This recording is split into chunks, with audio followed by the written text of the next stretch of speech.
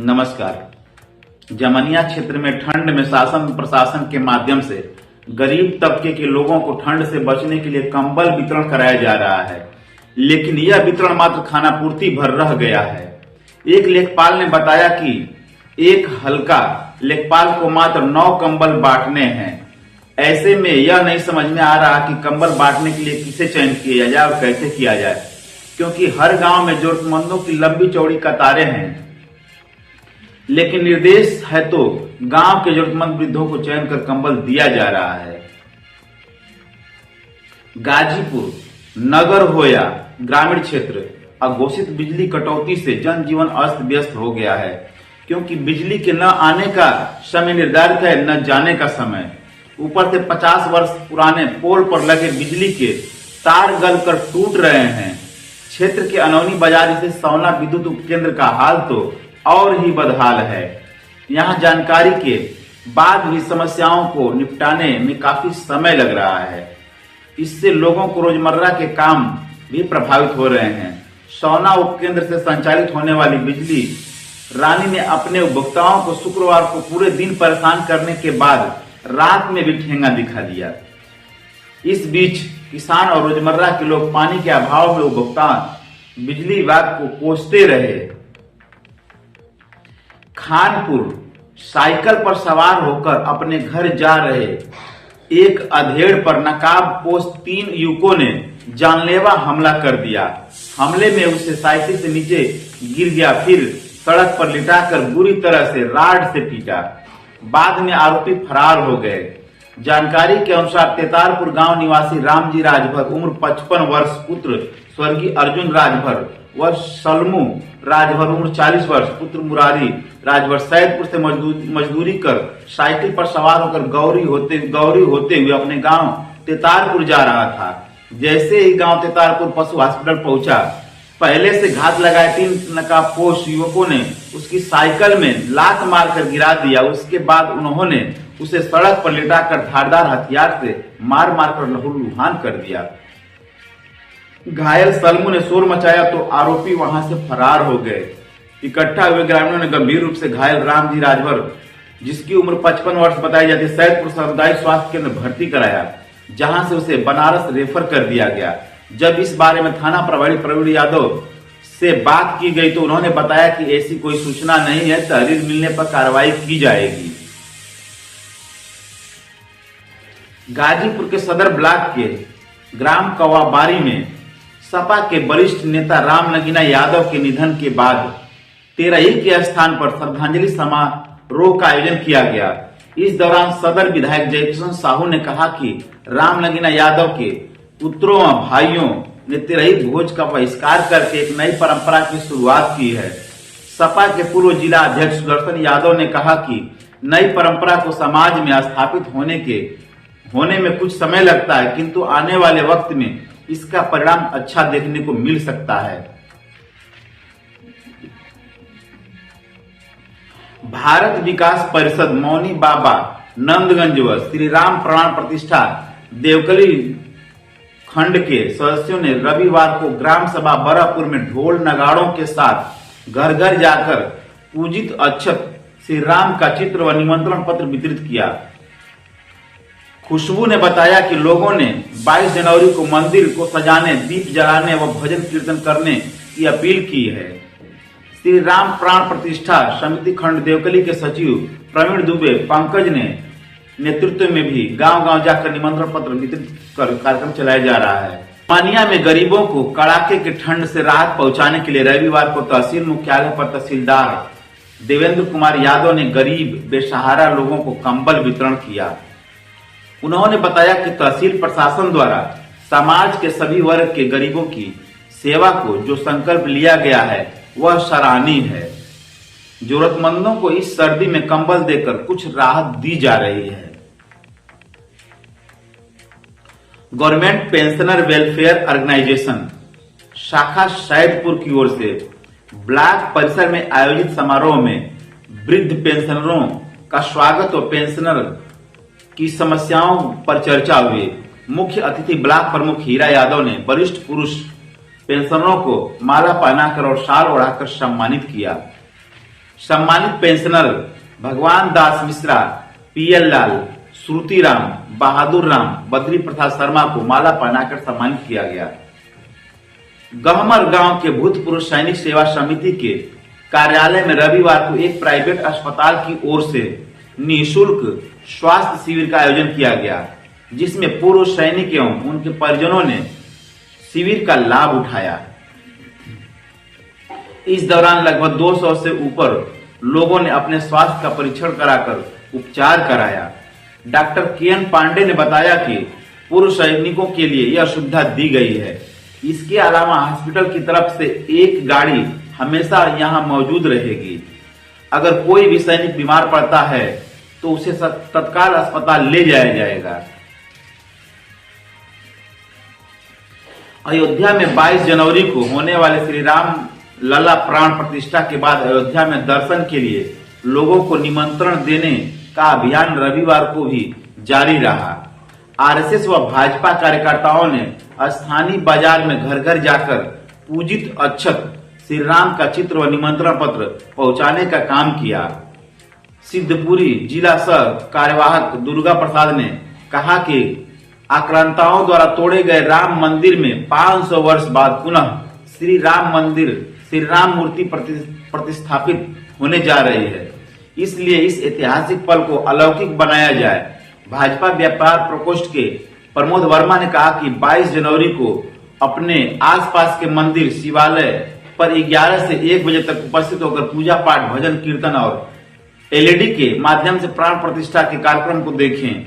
उन्होंने बताया कि जखनिया बाजार में लगभग 51,000 मिट्टी के दीपक जलाया जाएगा। कुम्हार भाइयों से मिलकर उनको अत्यधिक दीपक बनाने का आग्रह किया गया है।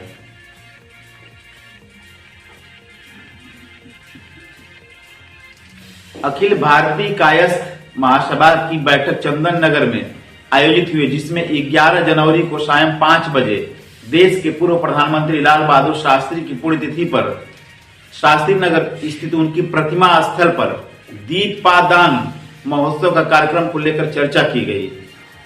महासभा के जिला अध्यक्ष अरुण कुमार श्रीवास्तव ने कहा कि लाल बहादुर शास्त्री देश के महान नेता थे। उनका 18 महीने का प्रधानमंत्रित्व काल गीता के 18 अध्यायों की तरह पाक साफ था। ऐसे में 11 जनवरी को उनकी पुण्यतिथि पर एक दिया शास्त्री जी के नाम समर्पित कर श्रद्धांजलि अर्पित करेंगे। अमृत भारत स्टेशन योजना के तहत चयनित दिलदार नगर रेलवे स्टेशन जल्द मॉडल स्टेशन के रूप में नजर आएगा। 21.16 करोड़ की लागत से होने वाले कार्य तेजी से कराया जा रहा है।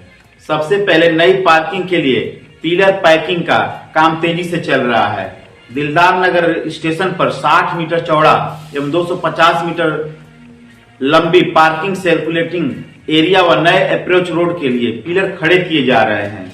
सर्कुलेटिंग एरिया को उच्चीकृत करने के कार्य किया जा रहा है। अप्रोच रोड को चौड़ीकरण के लिए कर्मचारियों के लिए बनी कॉलोनियों को गिराकर ढलाई का कार्य हो रहा है।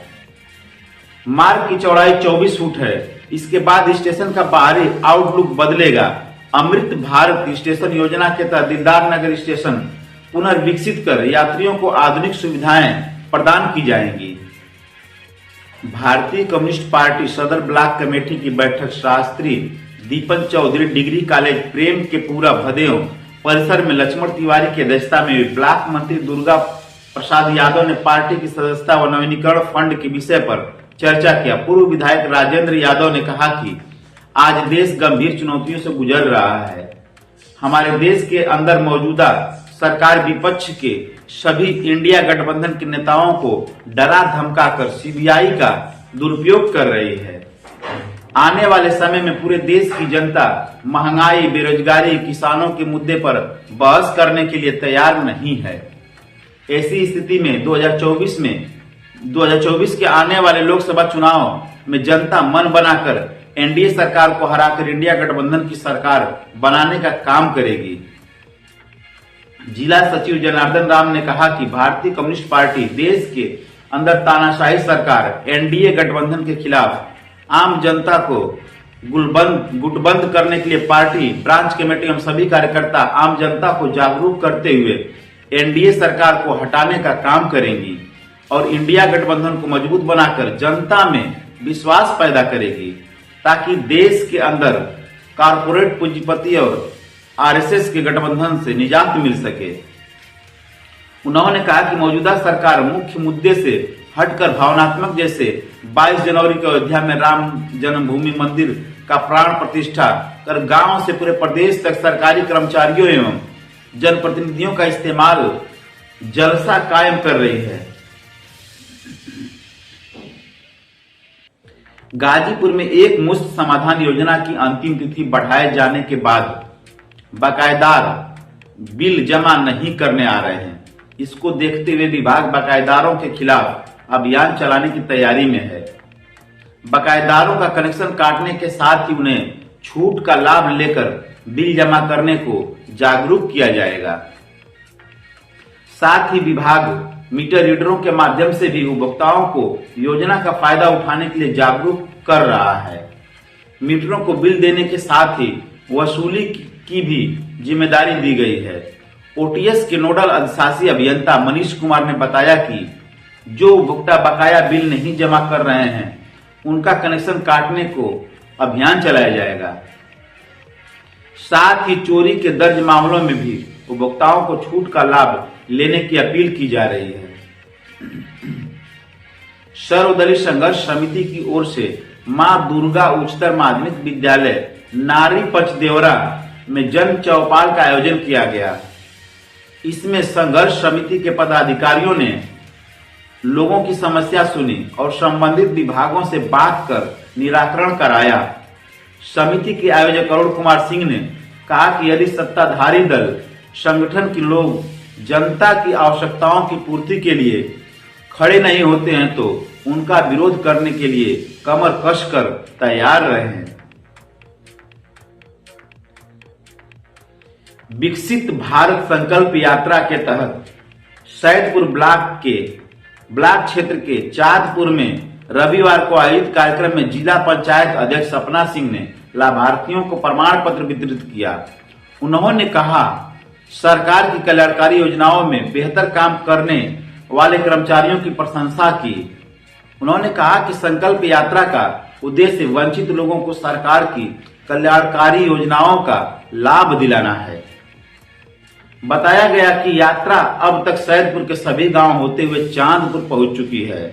भाजपा नेता अखिलेश सिंह ने कहा कि संकल्प यात्रा के बिना भेदभाव छूते हुए लाभार्थियों को पंजीकृत कराया जा रहा है।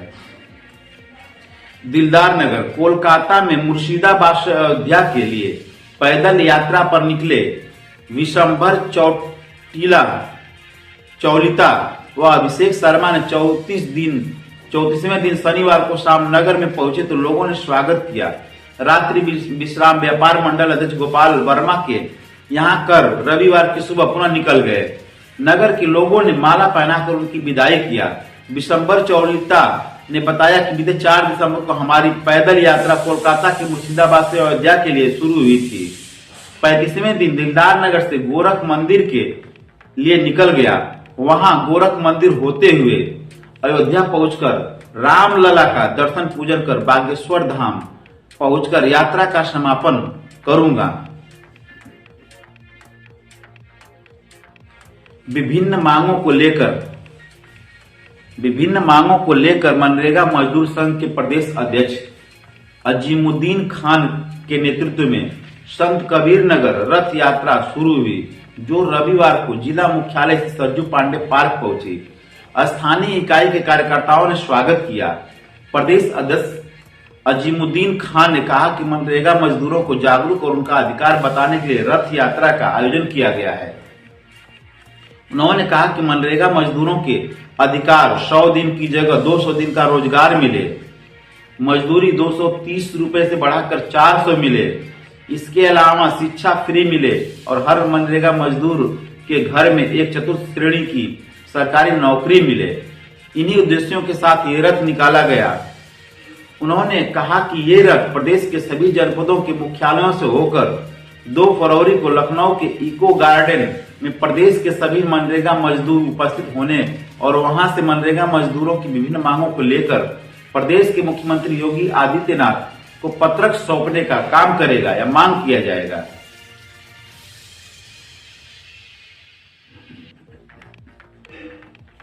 स्वच्छ भारत मिशन के तहत कूड़ा मुक्त शहर अभियान की रेटिंग जारी कर दी गई है। इसमें नगर पालिका मोहम्मदाबाद को मंडल में पहला स्थान मिला है, जबकि जनपद के सभी निकाय फेल हो गए।